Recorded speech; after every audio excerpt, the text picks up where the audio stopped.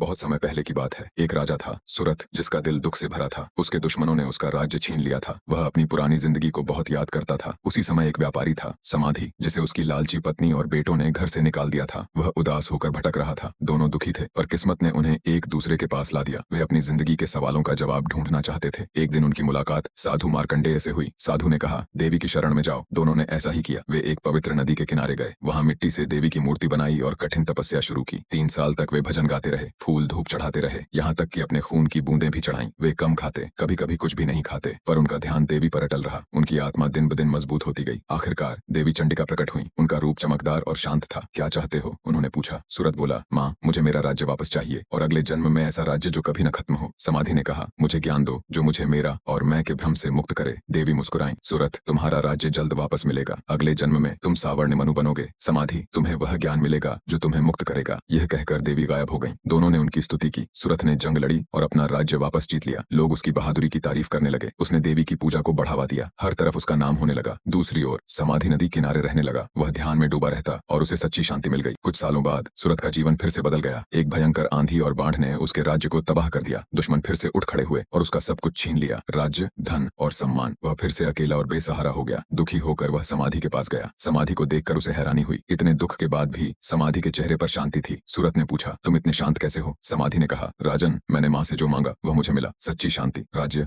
ये सब छीन सकते हैं, पर आत्मा की शांति कोई नहीं ले सकता। ये सुनकर सूरत की आंखें खुल गईं। उसने महसूस किया कि असली सुख बाहर की चीजों में नहीं, मन की शांति में है। उसने राज्य की चाह छोड़ दी और समाधि के साथ ध्यान का रास्ता अपनाया। आखिर में सूरत को समझ आया कि सच्ची शांति आत्मज्ञान में है, न कि सत्ता या संपत्ति में। माँ ने उसे दोबारा सबक सिखाया, जिंदगी का असली धन भीतर छुपा है। दोस्तों, कमेंट में जय मां चामुंडा जरूर लिखें।